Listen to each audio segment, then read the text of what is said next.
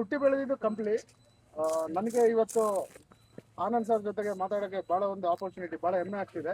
ನಮ್ಮ ಕರ್ನಾಟಕದಲ್ಲಿ ಬಾಳೆನಾರಿನ ಗುರು ಅಂತಾನೆ ಕರೀತಾರೆ ಆನಂದ್ ಧಾರವಾಡ್ ಸರ್ ಅವ್ರನ್ನ. ಅವರು ಲಾಸ್ಟ್ 30 years ಅಲ್ಲಿ ಬಾಳೆನಾರಲ್ಲಿ ಪಿತಾಮಹ ಅಂತಾರೆ. ಬಾಳೆನಾರಿನ ಪಿತಾಮಹ ಅಂತ ಕರೀತಾರೆ ಸರ್ನ. ಸರ್ ಜೊತೆಗೆ ನಾನು ಇವತ್ತು ಈ ಸ್ಟೇಜಲ್ಲಿ ಮಾತಾಡೋಕ್ಕೆ ಭಾಳ ಹೆಮ್ಮೆ ಆಗ್ತಿದೆ ನನಗೆ.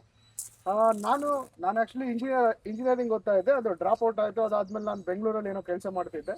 ಈ ಪ್ಯಾಂಡಮಿಕ್ ಟೈಮಲ್ಲಿ ಕರೋನಾ ಅಂತ ಬಂತಲ್ಲ, ಆ ಟೈಮಲ್ಲಿ ನಾನು ಊರಿಗೆ ಬಂದಾಗೆ ಅದೇನೋ ಆ ಟೈಮಲ್ಲಿ ನಾವೇನೋ ಫ್ರೆಂಡ್ಸು ಬಾಳೆ ತೋಟದಲ್ಲಿ ಸುಮ್ಮನೆ ಗಟ್ಟಿ ಇದೆ ಆಕ್ಚುಲಿ ಬಾಳೆ ತೋಟದಲ್ಲಿ ಟೈಮ್ ಸ್ಪೆಂಡ್ ಮಾಡ್ತಾ ಇದ್ವಿ. ಆ ಟೈಮಲ್ಲಿ ನನಗೆ ಮಾಡ್ಬೋದು. ಏನೋ ಲಿಂಕ್ ಕಡಿಮೆ ಇದೆ. ಹುಗುರಿಗೆ ಚಾಟಿ ಮಾಡ್ತಾ ಇದ್ದೆ ನಾನು.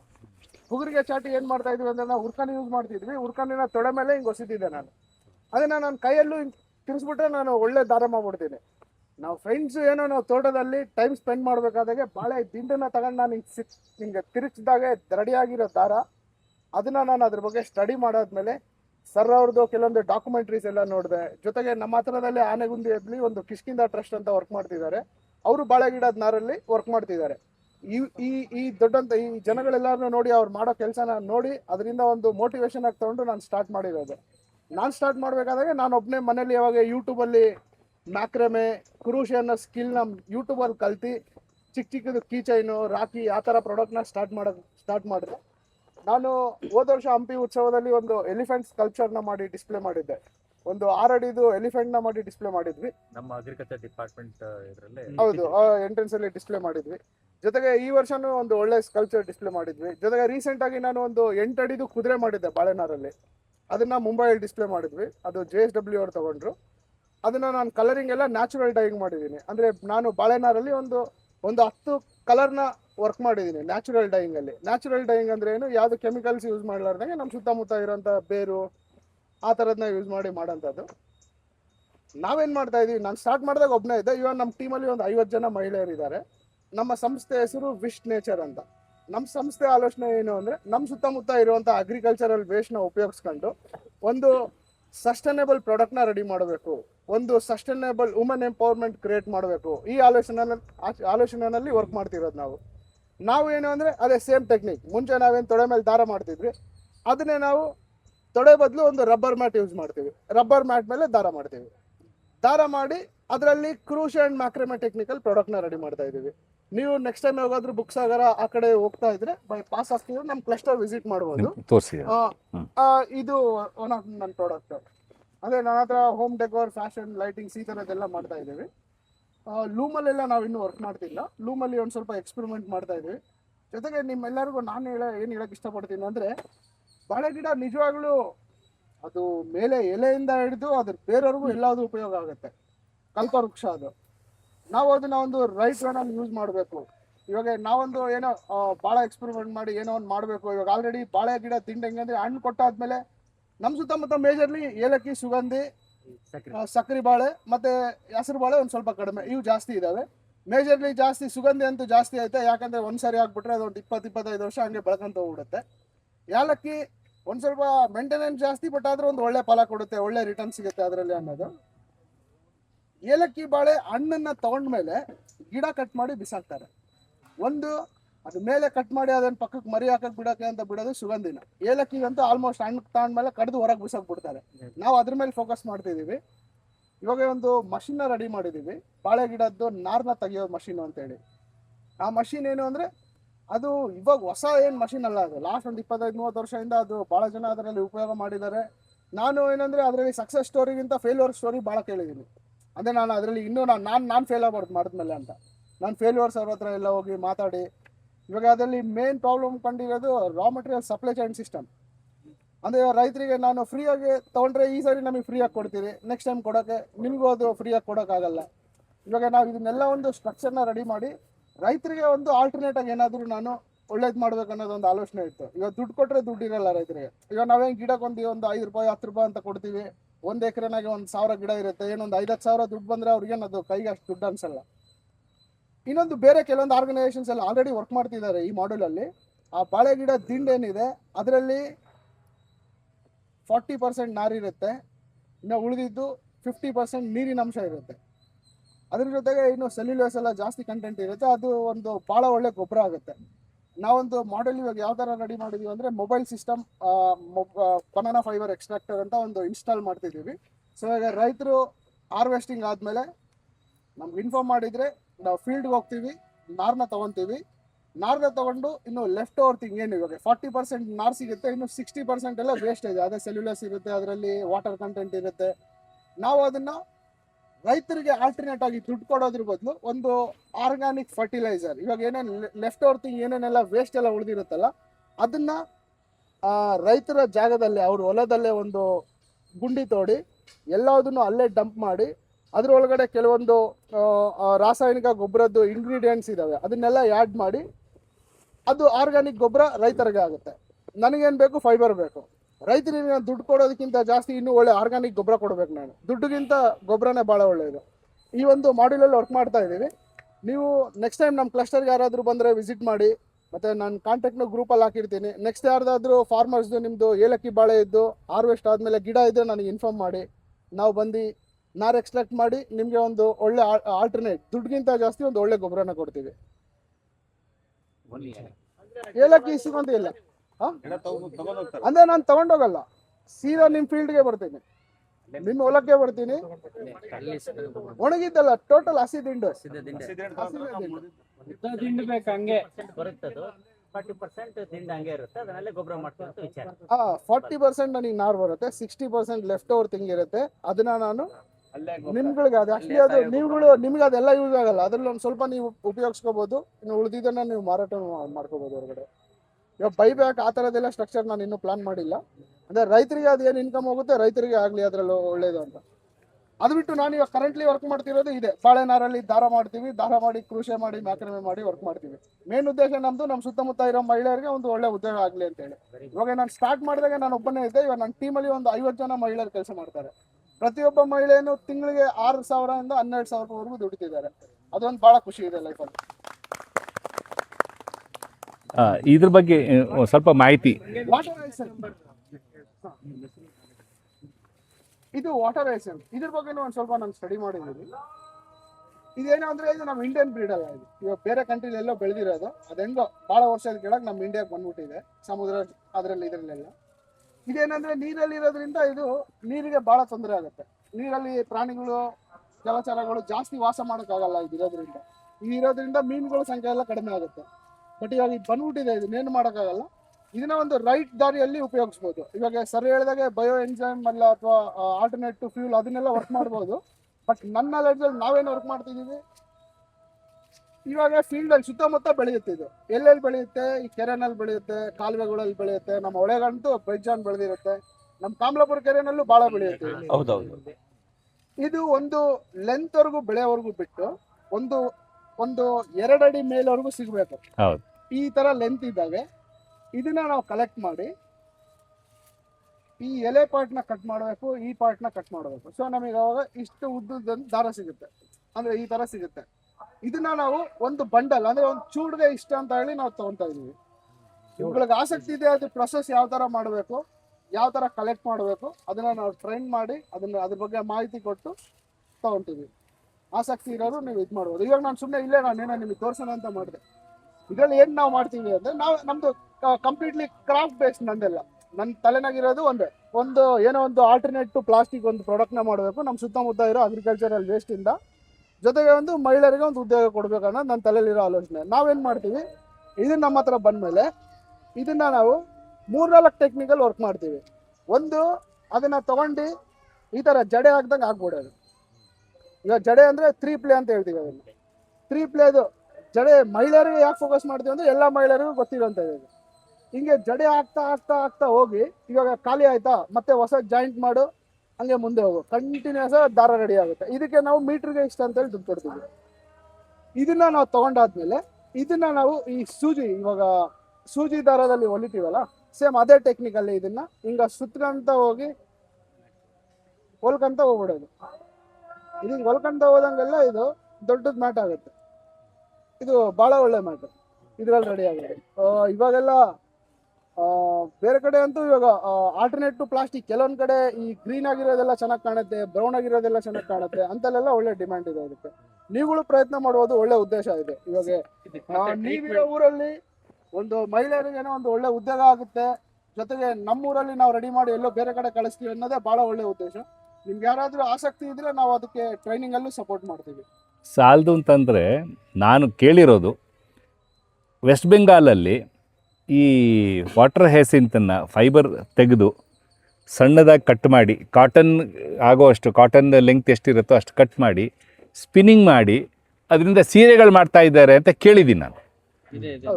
ಭಾಳ fine 80 count, 100 count, 120 count, number ಜಾಸ್ತಿ ಆದಂಗೆ ಫೈನ್ನೆಸ್ ಜಾಸ್ತಿ ಆಗುತ್ತೆ. ಬೆಂಗಾಲಲ್ಲಿ ಮುಂಚೆಯಿಂದ ನಿಮ್ಗೆಲ್ಲರೂ ಗೊತ್ತಿದೆ ಢಾಕಾ ಮಸ್ಲಿನ್, ಅದು 500 ಕೌಂಟ್ ಇರ್ತಿತ್ತು.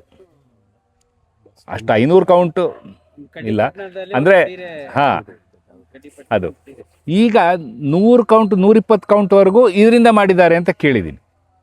ಹೌದು, ಇದೇನು ಅಂದ್ರೆ ಬಾಳೆಗಿಡ ದಿಂಡಲ್ಲೂ ಹೇಳೋ ತರ ಬಾಳೆಗಿಡ ದಿಂಡು ಇರುತ್ತೆ, ಅದು ಎಕ್ಸ್ಟ್ರಾಕ್ಷನ್ ಅಲ್ಲಿ ನಾರ್ ತೆಗಿತೀವಿ. ಆ ನಾರ್ ಬಗ್ಗೆ ನಿಮ್ಗೆ ಇನ್ಫಾರ್ಮೇಶನ್ ಕೊಡೋದಾದ್ರೆ, ಇವಾಗ ಆಲ್ರೆಡಿ ಮಾರ್ಕೆಟ್ ಅಲ್ಲಿ ಆ ನಾರನ್ನ ವಿಧ ವಿಧವಾಗಿ ಉಪಯೋಗಿಸ್ತಿದ್ದಾರೆ. ಇವಾಗ ಸರ್ ಅದನ್ನ ದಾರ ಮಾಡಿ ಮ್ಯಾಟ್ ಮಾಡಿ ಕರ್ಟನ್ಸ್ ಮಾಡ್ತಿದ್ದಾರೆ. ನಾವುಗಳು ಕ್ರಾಫ್ಟ್ ವರ್ಕ್ ಅಲ್ಲಿ ಈ ತರ ಪ್ರಾಡಕ್ಟ್ ನ ಮಾಡ್ತಿದ್ದೀವಿ. ಇವಾಗ ಗುಜರಾತ್, ತಮಿಳ್ನಾಡು, ಕೇರಳ ಅವರೆಲ್ಲ ಬಾಳೆ ನಾರಲ್ಲಿ ಬಾಳೆ ಗಿಡದಲ್ಲಿ ಬಹಳ ಕೆಲಸ ಮಾಡಿದ್ದಾರೆ ಆಲ್ರೆಡಿ.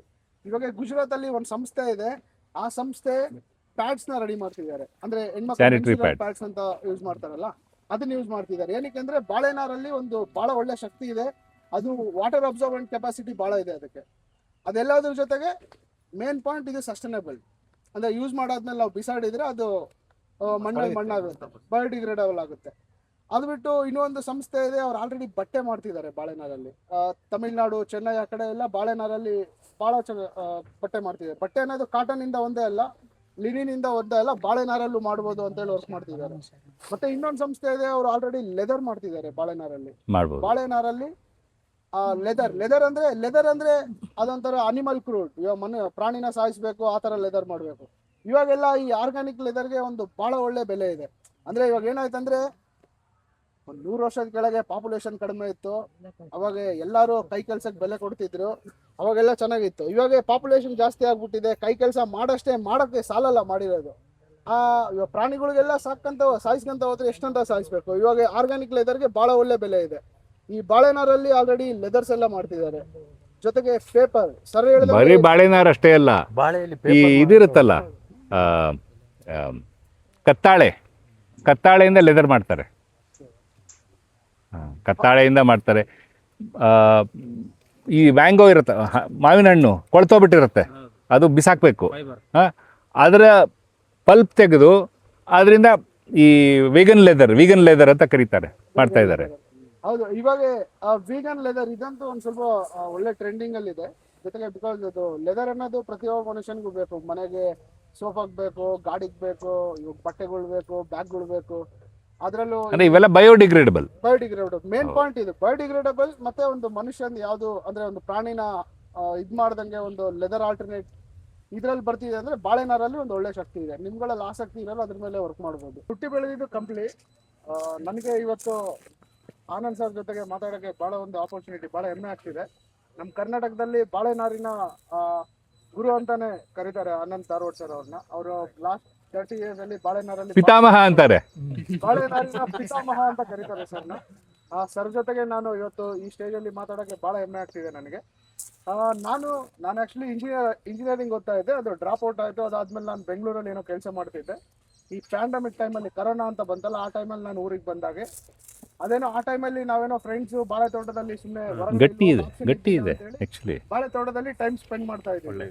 ಆ ಟೈಮಲ್ಲಿ ನನಗೆ ಮಾಡ್ಬೋದು, ಏನೋ ಲಿಂಕ್ ಕಡಿಮೆ ಇದೆ, ಉದ್ದ ಬೇಕು. ಹುಗುರಿಗೆ ಚಾಟಿ ಮಾಡ್ತಾ ಇದ್ದೆ ನಾನು. ಹುಗುರಿಗೆ ಚಾಟಿ ಏನ್ ಮಾಡ್ತಾ ಇದ್ವಿ ಅಂದ್ರೆ, ನಾವು ಉರ್ಕನ್ ಯೂಸ್ ಮಾಡ್ತಿದ್ವಿ. ಉರ್ಕನಿನ ತೊಡೆ ಮೇಲೆ ಹಿಂಗೆ ಹೊಸಿತಿದ್ದೆ ನಾನು. ಅದನ್ನ ನನ್ನ ಕೈಯಲ್ಲೂ ಹಿಂಗೆ ತಿರ್ಸ್ಬಿಟ್ರೆ ನಾನು ಒಳ್ಳೆ ದಾರ ಮಾಡ್ಬಿಡ್ತೀನಿ. ನಾವು ಫ್ರೆಂಡ್ಸ್ ಏನೋ ನಾವು ತೋಟದಲ್ಲಿ ಟೈಮ್ ಸ್ಪೆಂಡ್ ಮಾಡ್ಬೇಕಾದಾಗೆ ಬಾಳೆ ದಿಂಡನ್ನ ತಗೊಂಡು ನಾನು ಹಿಂಗೆ ತಿರುಗಿಸಿದಾಗೆ ರೆಡಿಯಾಗಿರೋ ದಾರ, ಅದನ್ನ ನಾನು ಅದ್ರ ಬಗ್ಗೆ ಸ್ಟಡಿ ಮಾಡಾದ್ಮೇಲೆ ಸರ್ ಅವ್ರದ್ದು ಕೆಲವೊಂದು ಡಾಕ್ಯುಮೆಂಟ್ರೀಸ್ ಎಲ್ಲ ನೋಡಿದೆ. ಜೊತೆಗೆ ನಮ್ಮ ಹತ್ರದಲ್ಲಿ ಆನೆಗುಂದಿಯಲ್ಲಿ ಒಂದು ಕಿಷ್ಕಿಂದ ಟ್ರಸ್ಟ್ ಅಂತ ವರ್ಕ್ ಮಾಡ್ತಿದ್ದಾರೆ, ಅವರು ಬಾಳೆ ಗಿಡದ ನಾರಲ್ಲಿ ವರ್ಕ್ ಮಾಡ್ತಿದ್ದಾರೆ. ಈ ದೊಡ್ಡಂತ ಈ ಜನಗಳೆಲ್ಲರನ್ನೂ ನೋಡಿ ಅವ್ರು ಮಾಡೋ ಕೆಲಸನ ನೋಡಿ ಅದರಿಂದ ಒಂದು ಮೋಟಿವೇಶನ್ ಆಗಿ ತಗೊಂಡು ನಾನು ಸ್ಟಾರ್ಟ್ ಮಾಡಿರೋದು. ನಾನು ಸ್ಟಾರ್ಟ್ ಮಾಡಬೇಕಾದಾಗ ನಾನು ಒಬ್ಬನೇ ಮನೇಲಿ ಯಾವಾಗ ಯೂಟ್ಯೂಬಲ್ಲಿ ಮ್ಯಾಕ್ರಮೆ, ಕ್ರೂಷೆ ಅನ್ನೋ ಸ್ಕಿಲ್ನ ಯೂಟ್ಯೂಬಲ್ಲಿ ಕಲ್ತು ಚಿಕ್ಕ ಚಿಕ್ಕದು ಕೀ ಚೈನು, ರಾಖಿ ಆ ಥರ ಪ್ರಾಡಕ್ಟ್ನ ಸ್ಟಾರ್ಟ್ ಸ್ಟಾರ್ಟ್ ಮಾಡಿದೆ. ನಾನು ಹೋದ ವರ್ಷ ಹಂಪಿ ಉತ್ಸವದಲ್ಲಿ ಒಂದು ಎಲಿಫೆಂಟ್ ಸ್ಕಲ್ಪ್ಚರ್ನ ಮಾಡಿ ಡಿಸ್ಪ್ಲೇ ಮಾಡಿದ್ದೆ. ಒಂದು 6 ಅಡಿದು ಎಲಿಫೆಂಟ್ನ ಮಾಡಿ ಡಿಸ್ಪ್ಲೇ ಮಾಡಿದ್ವಿ. ನಮ್ಮ ಅಗ್ರಿಕಲ್ಚರ್ ಡಿಪಾರ್ಟ್ಮೆಂಟ್ ಇದರಲ್ಲಿ ಹೌದು, ಎಂಟ್ರೆನ್ಸ್ ಅಲ್ಲಿ ಡಿಸ್ಪ್ಲೇ ಮಾಡಿದ್ವಿ. ಜೊತೆಗೆ ಈ ವರ್ಷನೂ ಒಂದು ಒಳ್ಳೆ ಸ್ಕಲ್ಪ್ಚರ್ ಡಿಸ್ಪ್ಲೇ ಮಾಡಿದ್ವಿ. ಜೊತೆಗೆ ರೀಸೆಂಟ್ ಆಗಿ ನಾನು ಒಂದು 8 ಅಡಿದು ಕುದುರೆ ಮಾಡಿದ್ದೆ ಬಾಳೆನಾರಲ್ಲಿ. ಅದನ್ನ ಮುಂಬೈಯಲ್ಲಿ ಡಿಸ್ಪ್ಲೇ ಮಾಡಿದ್ವಿ. ಅದು JSW ಅವ್ರು ತಗೊಂಡ್ರು. ಅದನ್ನ ನಾನು ಕಲರಿಂಗ್ ಎಲ್ಲ ನ್ಯಾಚುರಲ್ ಡೈಯಿಂಗ್ ಮಾಡಿದ್ದೀನಿ. ಅಂದ್ರೆ ನಾನು ಬಾಳೆನಾರಲ್ಲಿ ಒಂದು 10 ಕಲರ್ನ ವರ್ಕ್ ಮಾಡಿದ್ದೀನಿ ನ್ಯಾಚುರಲ್ ಡೈಯಿಂಗ್ ಅಲ್ಲಿ. ನ್ಯಾಚುರಲ್ ಡೈಯಿಂಗ್ ಅಂದ್ರೆ ಏನು, ಯಾವ್ದು ಕೆಮಿಕಲ್ಸ್ ಯೂಸ್ ಮಾಡಲಾರ್ದಂಗೆ ನಮ್ಮ ಸುತ್ತಮುತ್ತ ಇರೋಂಥ ಬೇರು ಆ ಥರದನ್ನ ಯೂಸ್ ಮಾಡಿ ಮಾಡೋಂಥದ್ದು. ನಾವೇನು ಮಾಡ್ತಾ ಇದೀವಿ, ನಾನು ಸ್ಟಾರ್ಟ್ ಮಾಡಿದಾಗ ಒಬ್ಬನೇ ಇದ್ದೆ. ಇವಾಗ ನಮ್ಮ ಟೀಮಲ್ಲಿ ಒಂದು 50 ಜನ ಮಹಿಳೆಯರಿದ್ದಾರೆ. ನಮ್ಮ ಸಂಸ್ಥೆ ಹೆಸರು ವಿಶ್ ನೇಚರ್ ಅಂತ. ನಮ್ಮ ಸಂಸ್ಥೆ ಆಲೋಚನೆ ಏನು ಅಂದರೆ, ನಮ್ಮ ಸುತ್ತಮುತ್ತ ಇರುವಂಥ ಅಗ್ರಿಕಲ್ಚರಲ್ ವೇಸ್ಟ್ನ ಉಪಯೋಗಿಸ್ಕೊಂಡು ಒಂದು ಸಸ್ಟೈನೇಬಲ್ ಪ್ರಾಡಕ್ಟ್ನ ರೆಡಿ ಮಾಡಬೇಕು, ಒಂದು ಸಸ್ಟೈನೇಬಲ್ ವುಮನ್ ಎಂಪವರ್ಮೆಂಟ್ ಕ್ರಿಯೇಟ್ ಮಾಡಬೇಕು. ಈ ಆಲೋಚನೆಯಲ್ಲಿ ವರ್ಕ್ ಮಾಡ್ತಿರೋದು ನಾವು ಏನು ಅಂದರೆ, ಅದೇ ಸೇಮ್ ಟೆಕ್ನಿಕ್. ಮುಂಚೆ ನಾವೇನು ತೊಡೆ ಮೇಲೆ ದಾರ ಮಾಡ್ತಿದ್ವಿ, ಅದನ್ನೇ ನಾವು ತೊಡೆ ಬದಲು ಒಂದು ರಬ್ಬರ್ ಮ್ಯಾಟ್ ಯೂಸ್ ಮಾಡ್ತೀವಿ. ರಬ್ಬರ್ ಮ್ಯಾಟ್ ಮೇಲೆ ದಾರ ಮಾಡ್ತೀವಿ. ದಾರ ಮಾಡಿ ಅದರಲ್ಲಿ ಕ್ರೂಶ್ ಆ್ಯಂಡ್ ಮ್ಯಾಕ್ರಮೆ ಟೆಕ್ನಿಕಲ್ ಪ್ರಾಡಕ್ಟ್ನ ರೆಡಿ ಮಾಡ್ತಾ ಇದ್ದೀವಿ. ನೀವು ನೆಕ್ಸ್ಟ್ ಟೈಮ್ ಯಾವಾಗಾದ್ರೂ ಬುಕ್ ಸಾಗರ ಆ ಕಡೆ ಹೋಗ್ತಾ ಇದ್ರೆ ಬೈ ಪಾಸ್ ಆಗ್ತಿದ್ರೆ ನಮ್ಮ ಕ್ಲಸ್ಟರ್ ವಿಸಿಟ್ ಮಾಡ್ಬೋದು. ತೋರಿಸಿ. ಇದು ಒನ್ ಆಫ್ ನನ್ನ ಪ್ರಾಡಕ್ಟ್. ಅದೇ ನನ್ನ ಹತ್ರ ಹೋಮ್ ಡೆಕೋರ್, ಫ್ಯಾಷನ್, ಲೈಟಿಂಗ್ಸ್ ಈ ಥರದ್ದೆಲ್ಲ ಮಾಡ್ತಾ ಇದ್ದೀವಿ. ಲೂಮಲ್ಲೆಲ್ಲ ನಾವು ಇನ್ನೂ ವರ್ಕ್ ಮಾಡ್ತಿಲ್ಲ. ಲೂಮಲ್ಲಿ ಒಂದು ಸ್ವಲ್ಪ ಎಕ್ಸ್ಪೆರಿಮೆಂಟ್ ಮಾಡ್ತಾ ಇದ್ದೀವಿ. ಜೊತೆಗೆ ನಿಮ್ಮೆಲ್ಲರಿಗೂ ನಾನು ಏನು ಹೇಳಕ್ಕೆ ಇಷ್ಟಪಡ್ತೀನಿ ಅಂದರೆ, ಬಾಳೆ ಗಿಡ ನಿಜವಾಗ್ಲೂ ಅದು ಮೇಲೆ ಎಲೆಯಿಂದ ಹಿಡಿದು ಅದ್ರ ಬೇರೆಯವ್ರಿಗೂ ಎಲ್ಲಾದ್ರೂ ಉಪಯೋಗ ಆಗುತ್ತೆ. ಕಲ್ಪವೃಕ್ಷ ಅದು. ನಾವು ಅದನ್ನ ಒಂದು ರೈಟ್ ವೇನಲ್ಲಿ ಯೂಸ್ ಮಾಡಬೇಕು. ಇವಾಗ ನಾವೊಂದು ಏನೋ ಭಾಳ ಎಕ್ಸ್ಪೆರಿಮೆಂಟ್ ಮಾಡಿ ಏನೋ ಒಂದು ಮಾಡಬೇಕು. ಇವಾಗ ಆಲ್ರೆಡಿ ಬಾಳೆ ಗಿಡ ತಿಂಡಿ ಹೆಂಗೆ ಅಂದರೆ, ಹಣ್ಣು ಕೊಟ್ಟಾದ್ಮೇಲೆ ನಮ್ಮ ಸುತ್ತಮುತ್ತ ಮೇಜರ್ಲಿ ಏಲಕ್ಕಿ, ಸುಗಂಧಿ, ಸಕ್ಕರೆ ಬಾಳೆ ಮತ್ತು ಹೆಸರು ಬಾಳೆ ಒಂದು ಸ್ವಲ್ಪ ಕಡಿಮೆ, ಇವು ಜಾಸ್ತಿ ಇದ್ದಾವೆ. ಮೇಜರ್ಲಿ ಜಾಸ್ತಿ ಸುಗಂಧಿ ಅಂತೂ ಜಾಸ್ತಿ ಐತೆ. ಯಾಕಂದರೆ ಒಂದು ಸರಿ ಆಗಿಬಿಟ್ರೆ ಅದೊಂದು 20-25 ವರ್ಷ ಹಂಗೆ ಬೆಳ್ಕೊಂತ ಹೋಗ್ಬಿಡುತ್ತೆ. ಏಲಕ್ಕಿ ಒಂದು ಸ್ವಲ್ಪ ಮೇಂಟೆನೆನ್ಸ್ ಜಾಸ್ತಿ, ಬಟ್ ಆದರೂ ಒಂದು ಒಳ್ಳೆ ಫಲ ಕೊಡುತ್ತೆ, ಒಳ್ಳೆ ರಿಟರ್ನ್ ಸಿಗುತ್ತೆ ಅದರಲ್ಲಿ ಅನ್ನೋದು. ಏಲಕ್ಕಿ ಬಾಳೆ ಹಣ್ಣನ್ನು ತಗೊಂಡ್ಮೇಲೆ ಗಿಡ ಕಟ್ ಮಾಡಿ ಬಿಸಾಕ್ತಾರೆ. ಒಂದು ಅದು ಮೇಲೆ ಕಟ್ ಮಾಡಿ ಅದನ್ನು ಪಕ್ಕಕ್ಕೆ ಮರಿ ಹಾಕಕ್ಕೆ ಬಿಡೋಕ್ಕೆ ಅಂತ ಬಿಡೋದು ಸುಗಂಧಿನ. ಏಲಕ್ಕಿಗಂತೂ ಆಲ್ಮೋಸ್ಟ್ ಹಣ್ಣು ತಗೊಂಡ್ಮೇಲೆ ಕಡ್ದು ಹೊರಗೆ ಬಿಸಾಕ್ಬಿಡ್ತಾರೆ. ನಾವು ಅದ್ರ ಮೇಲೆ ಫೋಕಸ್ ಮಾಡ್ತಿದ್ದೀವಿ. ಇವಾಗ ಒಂದು ಮಷಿನ್ನ ರೆಡಿ ಮಾಡಿದ್ದೀವಿ, ಬಾಳೆ ಗಿಡದ್ದು ನಾರನ್ನ ತೆಗಿಯೋ ಮಷೀನು ಅಂತೇಳಿ. ಆ ಮಷೀನ್ ಏನು ಅಂದರೆ, ಅದು ಇವಾಗ ಹೊಸ ಏನು ಮಷೀನ್ ಅಲ್ಲ, ಅದು ಲಾಸ್ಟ್ ಒಂದು 25-30 ವರ್ಷದಿಂದ ಅದು ಭಾಳ ಜನ ಅದರಲ್ಲಿ ಉಪಯೋಗ ಮಾಡಿದ್ದಾರೆ. ನಾನು ಏನಂದರೆ ಅದರಲ್ಲಿ ಸಕ್ಸಸ್ ಸ್ಟೋರಿಗಿಂತ ಫೇಲ್ಯೂರ್ ಸ್ಟೋರಿ ಭಾಳ ಕೇಳಿದ್ದೀನಿ. ಅಂದರೆ ನಾನು ಅದರಲ್ಲಿ ಇನ್ನೂ ನಾನು ಫೇಲ್ ಆಗ್ಬಾರ್ದು ಮಾಡಿದ್ಮೇಲೆ ಅಂತ ನಾನು ಫೇಲ್ಯೂರ್ಸ್ ಅವ್ರ ಹತ್ರ ಎಲ್ಲ ಹೋಗಿ ಮಾತಾಡಿ. ಇವಾಗ ಅದರಲ್ಲಿ ಮೇನ್ ಪ್ರಾಬ್ಲಮ್ ಕಂಡಿರೋದು raw material supply chain system. ಅಂದರೆ ರೈತರಿಗೆ ನಾನು ಫ್ರೀಯಾಗಿ ತೊಗೊಂಡ್ರೆ ಈ ಸಾರಿ ನಮಗೆ ಫ್ರೀಯಾಗಿ ಕೊಡ್ತೀರಿ, ನೆಕ್ಸ್ಟ್ ಟೈಮ್ ಕೊಡೋಕ್ಕೆ ನಿಮಗೂ ಅದು ಫ್ರೀಯಾಗಿ ಕೊಡೋಕ್ಕಾಗಲ್ಲ. ಇವಾಗ ನಾವು ಇದನ್ನೆಲ್ಲ ಒಂದು ಸ್ಟ್ರಕ್ಚರ್ನ ರೆಡಿ ಮಾಡಿ ರೈತರಿಗೆ ಒಂದು ಆಲ್ಟರ್ನೇಟಾಗಿ ಏನಾದರೂ ನಾನು ಒಳ್ಳೇದು ಮಾಡ್ಬೇಕು ಅನ್ನೋದು ಒಂದು ಆಲೋಚನೆ ಇತ್ತು. ಇವಾಗ ದುಡ್ಡು ಕೊಟ್ಟರೆ ದುಡ್ಡು ಇರಲ್ಲ ರೈತರಿಗೆ. ಇವಾಗ ನಾವೇನು ಗಿಡಕ್ಕೆ ಒಂದು 5 ರೂಪಾಯಿ 10 ರೂಪಾಯಿ ಅಂತ ಕೊಡ್ತೀವಿ. 1 ಎಕರೆನಾಗೆ 1,000 ಗಿಡ ಇರುತ್ತೆ. ಏನೊಂದು 5-10 ಸಾವಿರ ದುಡ್ಡು ಬಂದರೆ ಅವ್ರಿಗೇನು ಅದು ಕೈಗೆ ಅಷ್ಟು ದುಡ್ಡು ಅನ್ಸಲ್ಲ. ಇನ್ನೊಂದು ಬೇರೆ ಕೆಲವೊಂದು ಆರ್ಗನೈಸೇಷನ್ಸ್ ಎಲ್ಲ ಆಲ್ರೆಡಿ ವರ್ಕ್ ಮಾಡ್ತಿದ್ದಾರೆ ಈ ಮಾಡ್ಯೂಲಲ್ಲಿ. ಆ ಬಾಳೆ ಗಿಡ ದಿಂಡು ಏನಿದೆ ಅದರಲ್ಲಿ 40% ನಾರಿರುತ್ತೆ, ಇನ್ನು ಉಳಿದಿದ್ದು 50% ನೀರಿನ ಅಂಶ ಇರುತ್ತೆ. ಅದ್ರ ಜೊತೆಗೆ ಇನ್ನು ಸೆಲ್ಯುಲೋಸ್ ಎಲ್ಲ ಜಾಸ್ತಿ ಕಂಟೆಂಟ್ ಇರುತ್ತೆ. ಅದು ಒಂದು ಭಾಳ ಒಳ್ಳೆ ಗೊಬ್ಬರ ಆಗುತ್ತೆ. ನಾವೊಂದು ಮಾಡೆಲ್ ಇವಾಗ ಯಾವ ಥರ ರೆಡಿ ಮಾಡಿದ್ದೀವಿ ಅಂದರೆ, mobile system banana fibre extractor ಅಂತ ಒಂದು ಇನ್ಸ್ಟಾಲ್ ಮಾಡ್ತಿದ್ದೀವಿ. ಸೊ ಈಗ ರೈತರು ಹಾರ್ವೆಸ್ಟಿಂಗ್ ಆದಮೇಲೆ ನಮ್ಗೆ ಇನ್ಫಾರ್ಮ್ ಮಾಡಿದರೆ ನಾವು ಫೀಲ್ಡ್ಗೆ ಹೋಗ್ತೀವಿ, ನಾರನ್ನ ತೊಗೊತೀವಿ. ನಾರನ್ನ ತೊಗೊಂಡು ಇನ್ನು ಲೆಫ್ಟ್ ಓವರ್ ಥಿಂಗ್ ಏನು ಇವಾಗ 40% ನಾರು ಸಿಗುತ್ತೆ, ಇನ್ನು 60% ಎಲ್ಲ ವೇಸ್ಟ್ ಇದೆ. ಅದೇ ಸೆಲ್ಯುಲಸ್ ಇರುತ್ತೆ, ಅದರಲ್ಲಿ ವಾಟರ್ ಕಂಟೆಂಟ್ ಇರುತ್ತೆ. ನಾವು ಅದನ್ನು ರೈತರಿಗೆ ಆಲ್ಟರ್ನೇಟ್ ಆಗಿ ದುಡ್ಡು ಕೊಡೋದ್ರ ಬದಲು ಒಂದು ಆರ್ಗ್ಯಾನಿಕ್ ಫರ್ಟಿಲೈಸರ್, ಇವಾಗ ಏನೇನು ಲೆಫ್ಟ್ ಓವರ್ ಥಿಂಗ್ ಏನೇನೆಲ್ಲ ವೇಸ್ಟ್ ಎಲ್ಲ ಉಳಿದಿರುತ್ತಲ್ಲ ಅದನ್ನು ರೈತರ ಜಾಗದಲ್ಲಿ ಅವ್ರ ಹೊಲದಲ್ಲೇ ಒಂದು ಗುಂಡಿ ತೋಡಿ ಎಲ್ಲದನ್ನು ಅಲ್ಲೇ ಡಂಪ್ ಮಾಡಿ ಅದರೊಳಗಡೆ ಕೆಲವೊಂದು ರಾಸಾಯನಿಕ ಗೊಬ್ಬರದ್ದು ಇಂಗ್ರೀಡಿಯೆಂಟ್ಸ್ ಇದ್ದಾವೆ, ಅದನ್ನೆಲ್ಲ ಆ್ಯಡ್ ಮಾಡಿ ಅದು ಆರ್ಗ್ಯಾನಿಕ್ ಗೊಬ್ಬರ ರೈತರಿಗೆ ಆಗುತ್ತೆ. ನನಗೇನು ಬೇಕು, ಫೈಬರ್ ಬೇಕು.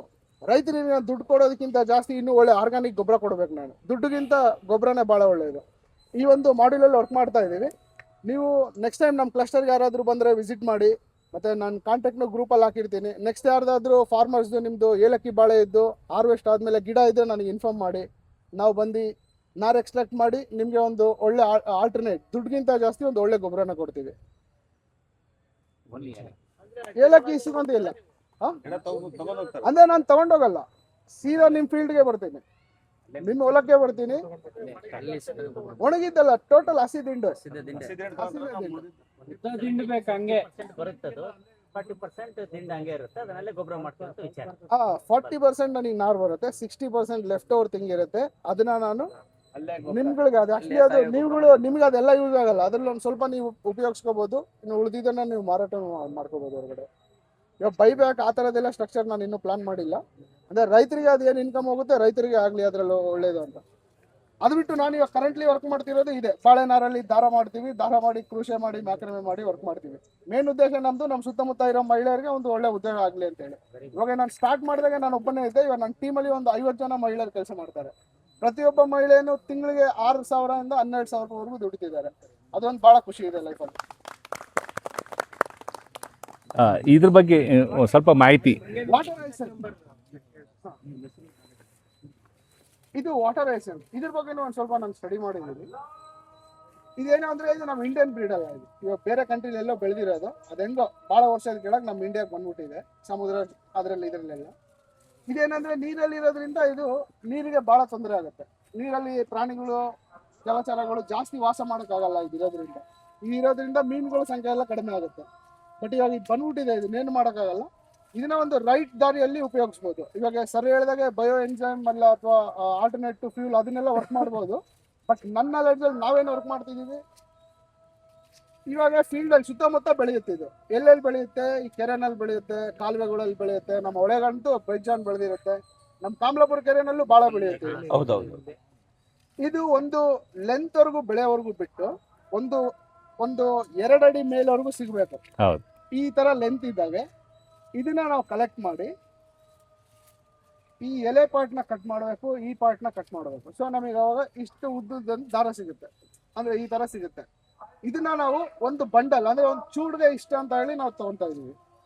ಇವುಗಳಿಗೆ ಆಸಕ್ತಿ ಇದೆ ಅದು ಪ್ರೊಸೆಸ್ ಯಾವ ತರ ಮಾಡಬೇಕು, ಯಾವ ತರ ಕಲೆಕ್ಟ್ ಮಾಡಬೇಕು, ಅದನ್ನ ನಾವು ಟ್ರೈನ್ ಮಾಡಿ ಅದ್ರ ಬಗ್ಗೆ ಮಾಹಿತಿ ಕೊಟ್ಟು ತಗೊಂತೀವಿ.